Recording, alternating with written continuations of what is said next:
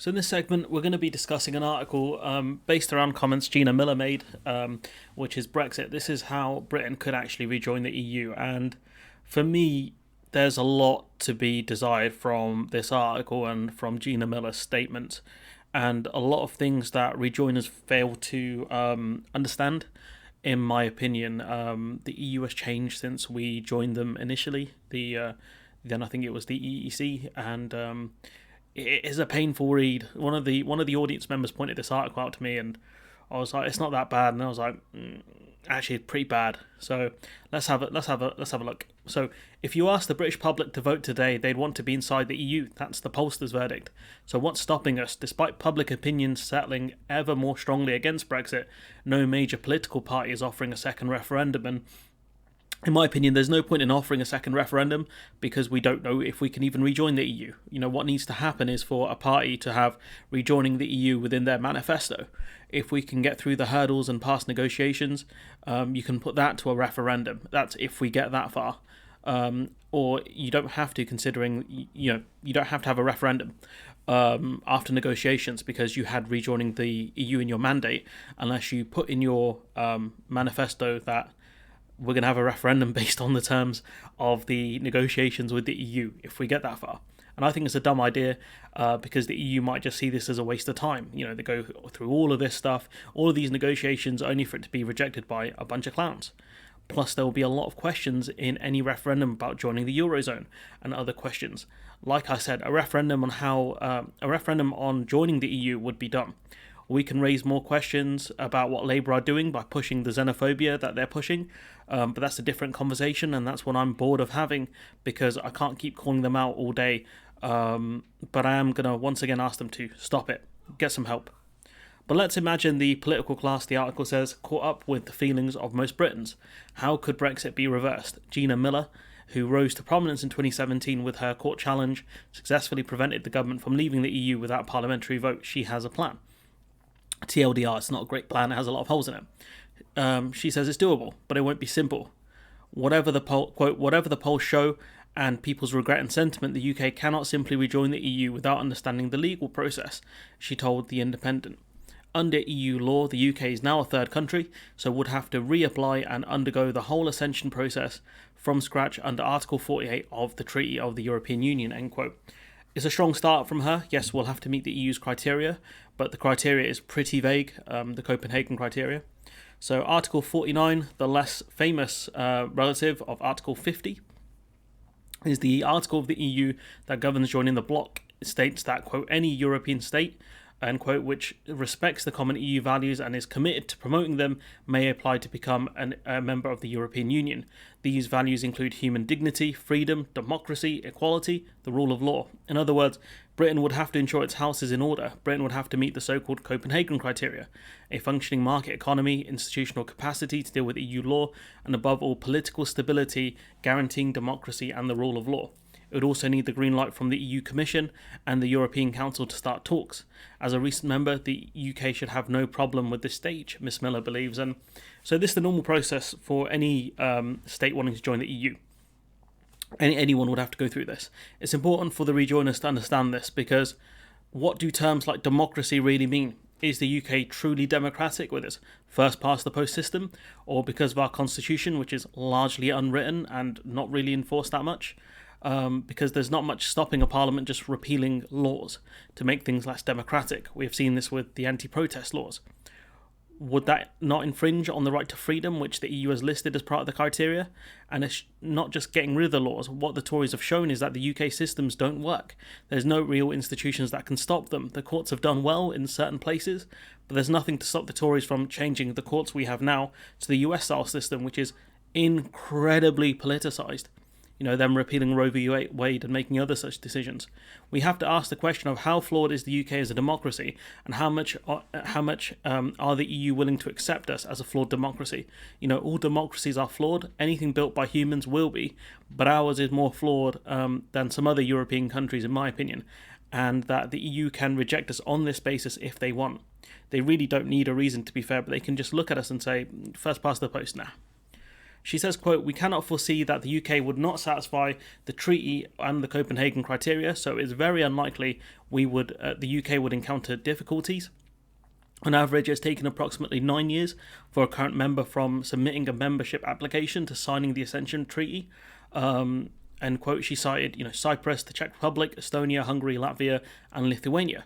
But Britain would have an advantage, apparently, over these countries. She said, quote, "As the UK has not diverged significantly from EU regulations and maintains a stable economy, well-functioning political institutions, accession should be easier," she argued. And, we have diverged in some areas, and the EU is moving in another direction, so it will take us some time to match our rules to theirs. It's not massive divergence, but it is there. If the Labour Party go for dynamic alignment, it will help a lot. Our economy is definitely not stable.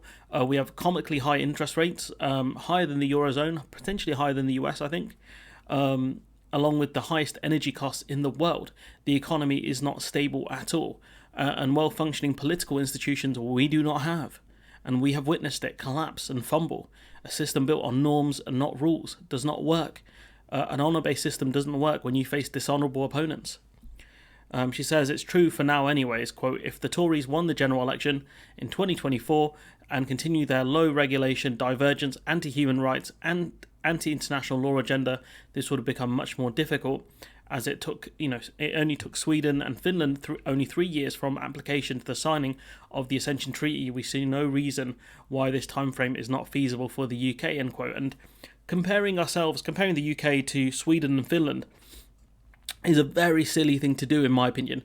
Both countries have proportional representation systems. They do not have an unelected second house like we do. The House of Lords is a possible strikeout for us anyways because it's unelected. Starmer, despite talking big about reforming the House of Lords, is looking to add more Labour Lords to balance out all the Tories who are added. So that's definitely here to stay under Starmer. Despite the Lords really helping to save the UK, I can see why the EU would say that for any chance of EU membership, they need to go because they're unelected. That makes sense if the EU just said nah. For us just to get a PR system, that might take around 10 years because Labour won't implement one in their first term. They might in their second term, but that's based on hope and mysticism on my part. But that would put the first election based on PR to be just over 10 years. Sweden and Finland historically have been very stable countries. Economically they've done fine. Their institutions, I believe, are okay. And these are, two of the happiest countries in the world. The UK is not like that. We are not alike. We are not like Sweden or Finland. Let's be honest now. I don't know what the sentiment. I don't know what their sentiment was like when they joined the EU. For Sweden and Finland, or how it is now. But I would not be surprised to see high EU approval ratings from both countries. The UK doesn't really have that. That's one of the problems we have. For the EU to accept us, I think they would have to see the political class kind of wanting to join the EU, as well as the public really strongly wanting to join the EU, and that would be the minimum.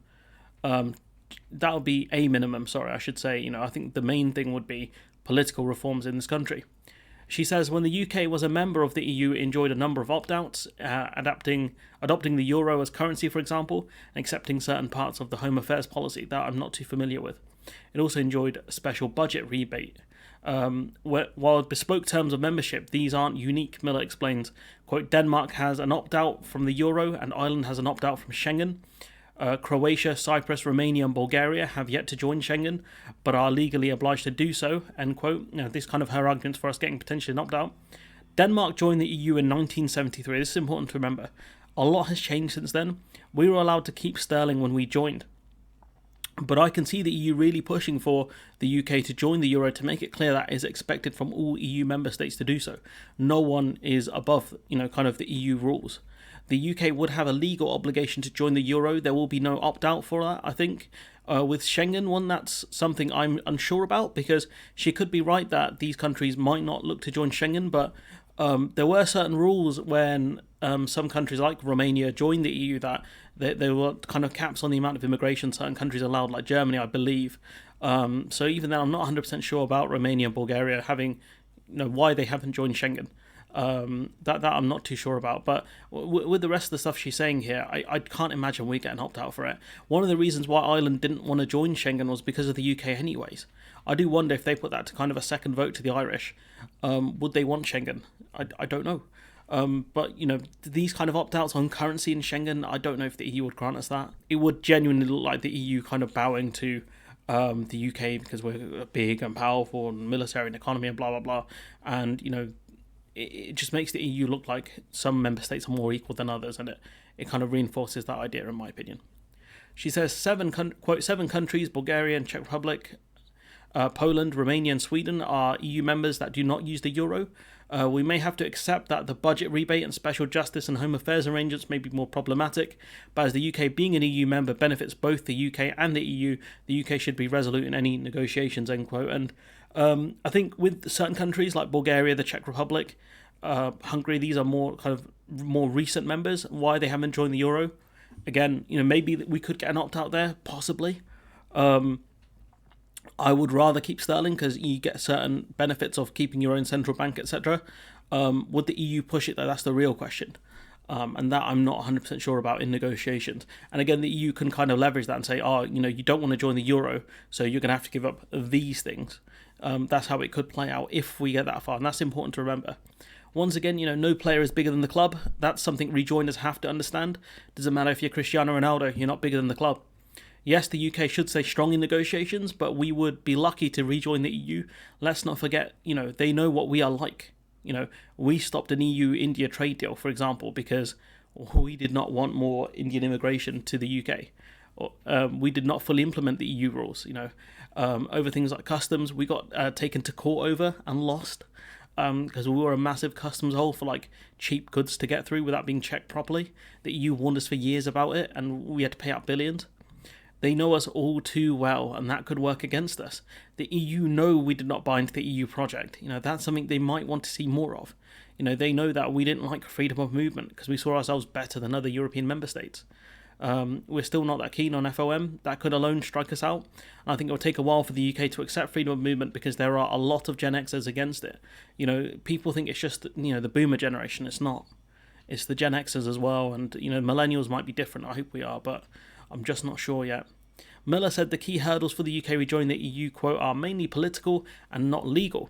I accept the bad faith of the last 7 years will make the EU cautious, but having the UK back is to the benefit of all EU member states, end quote, she added. And there are legal hurdles that I have listed. But again, she might be, but the political stuff could be more problematic. Spain could try and demand Gibraltar. If Sinn Féin win in Ireland, they could try and demand a border poll in negotiations, stuff like that. Remember, any EU member can stop us in our tracks. We have a lot of political reforms to make ourselves. All of the criteria, the Copenhagen criteria and the other stuff, is very vague. And I think the EU have done that on purpose to kind of reject or accept certain member states. We have to look at how we got to, we still have to do the autopsy on ourselves. We have to look at how we got Brexit. It wasn't just a single reason why Brexit happened, and we still not have properly not looked at what happened. We're trying to jump to looking at the Copenhagen criteria, looking at how we can join the EU, or people keep being desperate about the single market, even though it's not going to happen. We still don't know how we got to where we are, and that's what frustrates me. In my opinion, anyways, we need to prove ourselves to be an asset. The last thing the EU wants is a bigger, more powerful version of Hungary or Poland causing absolute chaos, and in my opinion, we would be just that. And the EU would struggle to hold back grants and funds from us because we are net payers into the EU. One of the things the EU has done to Poland and Hungary is hold back, structure, COVID grants and things like that because, they're not playing ball. They're putting out massively anti-democratic policies, and the EU have struggled to deal with both of them. Having a more powerful version of those two, it's going to be nasty. Having the UK and the EU could be great for both sides, or we can end up being a problem for them. And that's something they're going to want to avoid. Rejoiners need to think before you gaslight yourselves into thinking this will be easy. It'll be a very long process. And her argument that, it's not, these won't be legal hurdles, these are political hurdles. If anything, political hurdles are much harder to get away from. Legal hurdles are, you're either good or you're not. That's for the most part with legal stuff. There is some grey area. With politics, it's all grey area. No one knows where the other person stands, not really. They could demand anything politically, beyond just changing our voting system, changing the House of Lords, for example. Like I said, Spain could demand Gibraltar. They could do all sorts of nonsense, and that's the key problem. The UK need to understand it, or at least rejoiners need to understand it will not be easy. do not tell yourself it would be easy. It'll be a very long process where we have to go through reform and prove ourselves to be an asset to the EU. That will be the key. And once that happens, then that process can really start, and we'll get somewhere. But until then, we're going to be stuck on the outside, kind of staring in and wondering what could have been. But anyways, I'm going to leave it there. Let me know what you think in the comments below. Like, comment, share, subscribe, support the channel on Patreon if you can, and hopefully I'll see you in the next one.